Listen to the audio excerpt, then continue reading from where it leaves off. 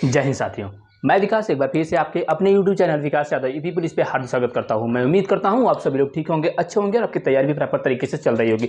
जैसा कि अब जो सबसे बड़ी संशय है बनी हुई है, यूपीएसआई रिजल्ट के बाद 95-34 का जो रिजल्ट आया था, अब डीबीपीएसटी हो रहा है, रनिंग भी स्टार्ट हो गया था। जो पहले की फर्स्ट फेज के जो पहली लिस्ट आई हुई थी रनिंग के लिए, तो उनका रनिंग भी स्टार्ट हो गया था और अब समाप्त भी हो चुका है। ठीक है, अब जो सेकेंड लिस्ट के स्टूडेंट बचे हुए हैं उनका डीबीपीएसटी चल रहा है। अब उनको ये है कि रनिंग कब होगी। और जो दूसरी सबसे बड़ी समस्या बनकर आ रही है कि कट ऑफ क्या होगा, कट ऑफ बढ़ेगा कि नहीं बढ़ेगा। तो मैं आपको बता देता हूं, कुछ ऐसे भी लोग हैं जो निगेटिविटी को फैला रहे हैं कि नहीं कट ऑफ नहीं बढ़ेगी, आधा नंबर बढ़ेगी, 1 नंबर बढ़ेगी। मैं बता दूं, कट ऑफ बढ़ेगी, कट ऑफ 100% बढ़ेगी और वो कम से कम कट ऑफ बढ़ेगा। कम से कम मैं वो भी बता दे रहा हूँ आपको कि कितना बढ़ेगा और कितनी जो 95-34 पोस्टें हैं उससे कितनी अधिक मेडिकल के लिए क्वालिफाई करेंगे। मतलब जो फाइनल सिलेक्शन के लिए होता है, फाइनल मतलब मेडिकल के लिए जो आता है लिस्ट आपका, जो फाइनल के लिए कट ऑफ आता है, फाइनल के लिए जो रिजल्ट आता है, उसमें आपके लगभग मानकर चलिए कि 20,000 स्टूडेंट बचेंगे।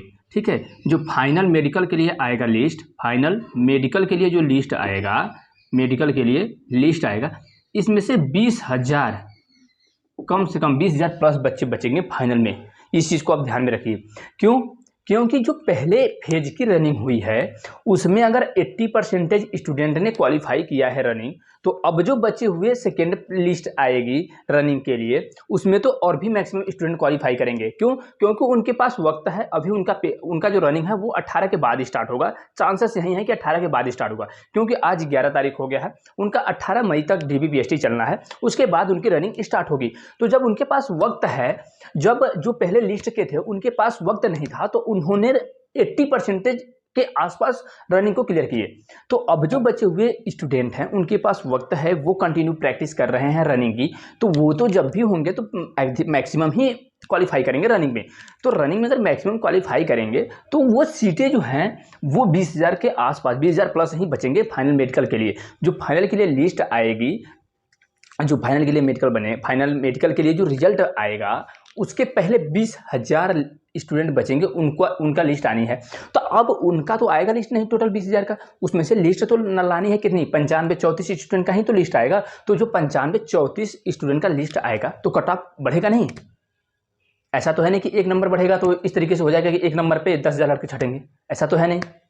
अरे 1 नंबर पे हो सकता है 1,000 लड़के बढ़े, इतने ही तो कम हो सकते हैं। तो अगर 10,000 के आसपास लड़के अगर हैं अधिक 95-34 से, दुगने 20,000 के आसपास लड़के हैं, तो आप ये मानकर चलिए कि कम से कम नहीं तो 7 नंबर 8 नंबर तो कट ऑफ बढ़ेगी ही बढ़ेगी। ठीक है, जबकि मैंने एक वीडियो में बताया था कि 10 से 12 मार्क्स बढ़ेंगे, लेकिन आप देख लीजिएगा इसी के अराउंड 7 से लेकर 12 नंबर, 7 से 12 का इसी के अराउंड कहीं ना कहीं कट ऑफ बढ़ेगी जरूर, ये फिक्स है। क्योंकि लगभग 10,000 के आसपास स्टूडेंट मैक्सिमम हैं, ज़्यादा बचेंगे तो वो लड़के छटेंगे तो कट ऑफ बढ़ेगी। ठीक है, दूसरी चीज़ मैं बता ही दिया हूँ कि समय ज़्यादा मिल रहा है। जो सेकेंड लिस्ट के स्टूडेंट हैं उनको प्रैक्टिस करने का वक्त मिला है, उन्हें प्रैक्टिस करने का समय मिला है। तो जो प्रैक्टिस अगर कंटिन्यू कर रहा है तो वो तो ज़्यादा ही क्वालिफाई करेगा जब भी पहले फेज के। और पहले फेज में ये कह रहे हैं कि मैक्सिमम गर्ल्स और एक्स सर्विसमैन थे, तो क्या अगर वो क्वालिफाई कर सकते हैं 80%, तो जो लड़के अभी नए हैं 25 साल के, वो क्या नहीं क्वालिफाई करेंगे? वो भी तो क्वालिफाई करेंगे और वो मैक्सिमम क्वालिफाई करेंगे। इस चीज़ को आप ध्यान रखिए।